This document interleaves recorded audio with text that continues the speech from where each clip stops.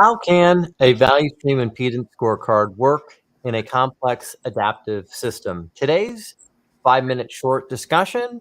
Hi, I'm Joshua Barnes, and I'm joined by Al Shalloway. And one of the things that we focus on a lot is in a complex adaptive system, what happens when you make a change in one area? So one team makes a change, and how does it propagate through the rest of the system? What types of impacts can that have? And so, Al, we've done a few 5 minute shorts now on the value stream impedance scorecard. So, how can this work in a complex adaptive system? Yeah, I'll explain it. But let me point out, first of all, that's what it was designed for. Okay, it's not like, oh, I did this cool thing in a complicated system and it also works over here. No, this was designed for a complex adaptive system.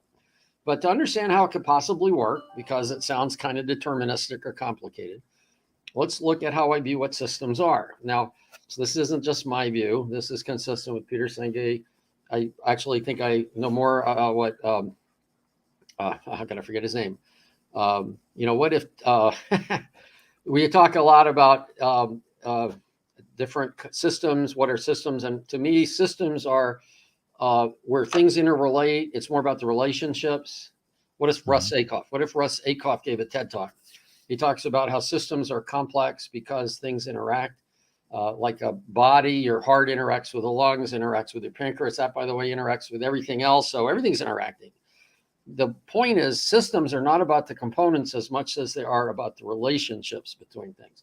And in systems, there are both linear, I do more of this, I get more of that, and complex relationships. But complex systems, the essence there is that we can't see the relationships, all of the relationships. We see a lot. We don't see all of them. We do know if you overload teams, their productivity is going to go down. If you put somebody on too many projects, they're going to multitask. So there are a lot of linear events that we do see. And then there are, in complex systems, a lot of events we don't see, a lot of relationships we don't see. So if we pull the trigger on one thing, it might have some effect we can't possibly see. Oh, well, then how can the value stream impedance scorecard, which identifies several relationships here, work? And the reason is simply this. Actually, two reasons. One reason is I believe in where we are in the community when you look at companies, that more waste is being caused by not doing things that are linear than are being caused by complexity. So yeah, maybe it won't solve everything, but at least let's start using it to get the stuff we can get. We do so many things just wrong. It's like driving backwards on the wrong side of the road, looking through your rear view mirror and saying, man, this is complex. Well, maybe if you turned around, was on the correct side of the road, it'd be a lot easier. But that still doesn't talk about complexity. Well, here's the thing. What you want then is when you do something, discover something is just shown up. So this requires quick feedback, especially if you're doing knowledge work. So the idea of the value stream impedance scorecard is you have to do it, couple it, or tie it together with two other things. One thing is use it to see what you think would happen if you see everything that's going on, knowing very well you don't. And you use quick feedback to discover, oh, well, that didn't happen like I thought. Now, actually, I suggest that most of the time you're going to get what you expected. People talk about running experiments, and my experience is that most of the time, yeah, I run something I've not done before, but I'm pretty sure what's going to happen, and almost all the time it does. And when it doesn't, I've learned something.